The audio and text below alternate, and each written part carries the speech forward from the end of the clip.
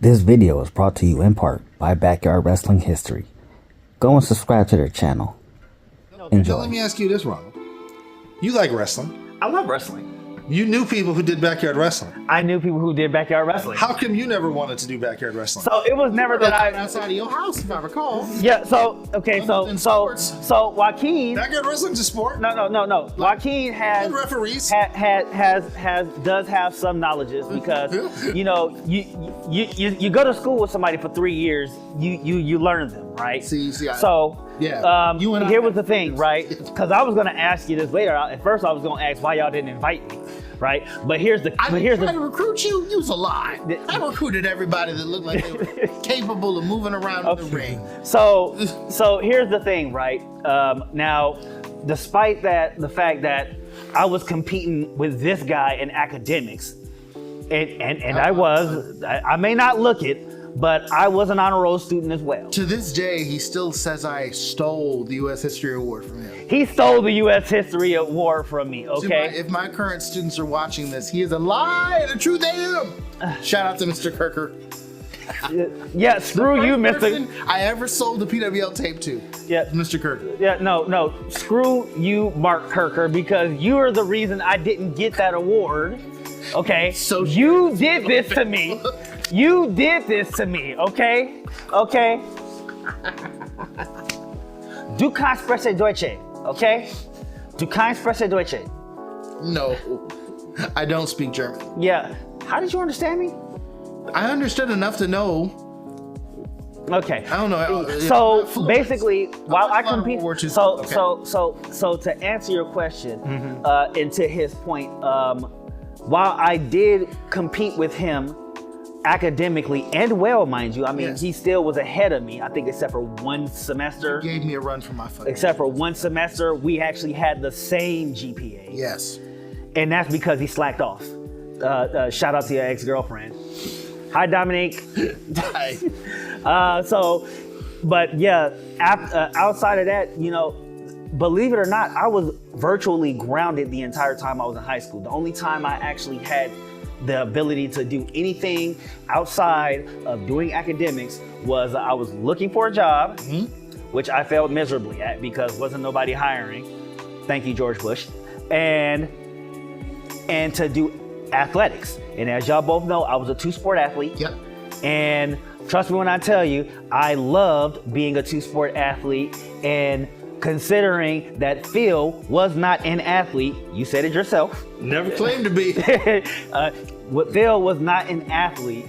Phil would have loved nothing more than to have had me wrestling for PWL for any of the backyard wrestling leagues that he was running, just so y'all can see a guy like me, 6'3", 130 pounds soaking wet, just flying around all over the place, probably breaking my neck too, but I would have probably been somewhere on the line like, hey, Joaquin, clock me with a chair real quick.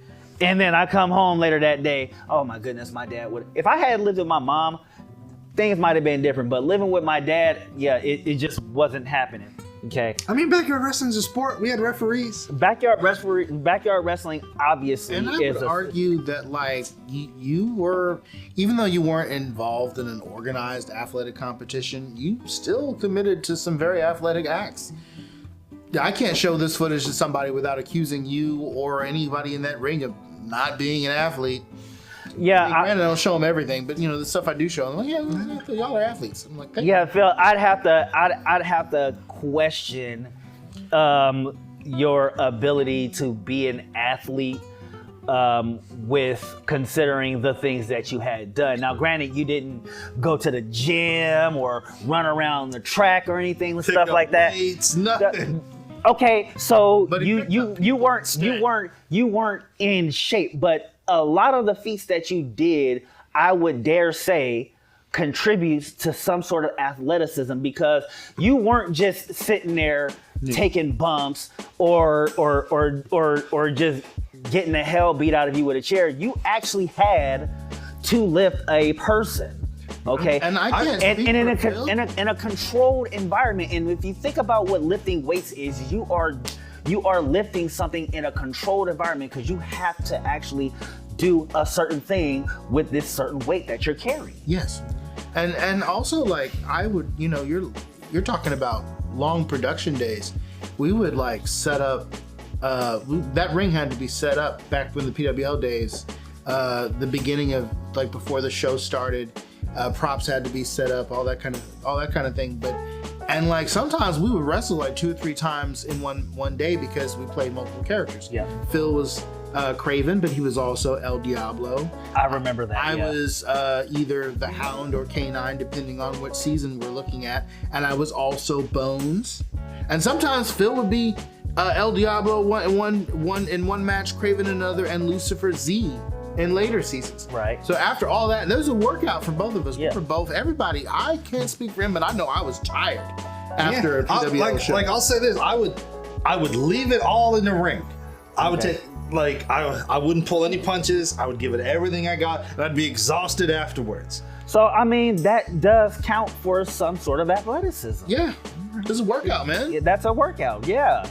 Now, I mean, trying to make TPG look credible, that's a workout. there you go. So I would say, and because you are passionate about your craft, I would say that would actually put you, in that league of somebody who had to put some work in. You were getting it in. You were doing it. Thank you for watching this clip. Stay tuned for further clips, and if you missed the last one, go check it out. Till then, go check out Backyard Wrestling History, and as a reminder that kindness is always free, and I'm cheap as fuck. Thanks for tuning in, and as always, stay mad at my hatters.